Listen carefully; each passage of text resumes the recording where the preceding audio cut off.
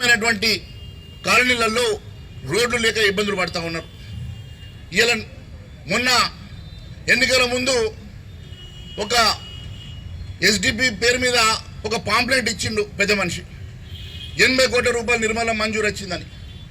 నిజమే అనుకుంటే నేను పోయి మరి ప్రభుత్వం రాగానే మరి 80 కోట్ల మంజూరు వచ్చినాయి, పైసలు ఏందని అడిగితే అది ఉత్త కాగితమే కానీ దానికి ఫైనాన్షియల్ శాంక్షన్ లేదని చెప్తున్నారు. మరి ఆ పెద్ద మనిషి అప్పుడు అధికార పార్టీలోనే ఉన్నాడు, మరి ఇప్పుడు కూడా అధికార పార్టీలోనే ఉన్నాడు. మరి 80 లక్షలు ఎటు పోయినాయని నేను అడుగుతా ఉన్నా. కేవలం ఎన్నికల సమయంలో గిసుంటి కాగితాలు ఇచ్చుడు కాదు, నిజంగా వాస్తవంగా మీకు ప్రజల మీద ఏ కొంచెం మమకారం ఉన్నా ప్రేమ ఉన్నా 10 సంవత్సరాలు మంత్రిగా పనిచేసిన నువ్వు కనీసం ఈ ప్రాంతంలో ఈ పార్టీకి ఎందుకోసం అని చెప్పి మీరు ఇచ్చిన 80 కోట్లు కానీ గతంలో మీరు ఇస్తామన్నటువంటి హామీలుగా నెరవేర్చలేదని అడుగుతున్నా. ఈ వయసులో కూడా అబద్ధాలు వనికొస్తాయా? 80 ఏళ్ళ వయసులో కూడా గిన్ని రకాల అబద్ధాలు, గిన్ని రకాల మీరు ప్రజల్ని మభ్యపెట్టేటువంటి ప్రయత్నాలు చేస్తూ ఉన్నారు కదా. నేను ఒకటే అడుగుతా ఉన్నాను,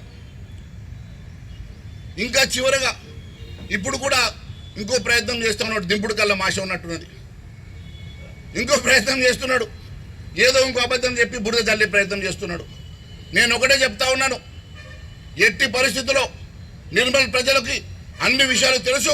నీ 30 సంవత్సరాల జీవిత చరిత్ర తెలుసు, నీ కబ్జాలు తెలుసు, నువ్వు చేసినటువంటి దోపిడీ తెలుసు, నీ అసైన్ భూముల సంగతి తెలుసు, నీ దొంగ లేఅవుట్ల సంగతి తెలుసు, నువ్వు చేసిన దోపిడీ సంగతి తెలుసు. నేను అవన్నీ కూడా మాట్లాడదలుచుకోలే, ఎందుకంటే ఇప్పుడు అది మాట్లాడాల్సినటువంటి ఇప్పుడు అవసరం లేదు. ఈరోజు ప్రజలు దీవించి భారతీయ జనతా పార్టీకి పట్టం కట్టిండ్రు.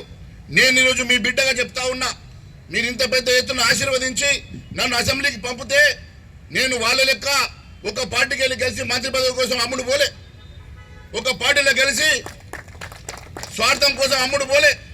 నేను మీరు గెలిపించిన తర్వాత నిక్కర్చుగా నిజాయితీగా నన్ను గెలిపించిన భారతీయ జనతా పార్టీ తరఫున మీ అందరి కోసం మీ అందరి పక్షాన పోరాటం చేస్తున్న సంగతి గుర్తు చేస్తున్నా.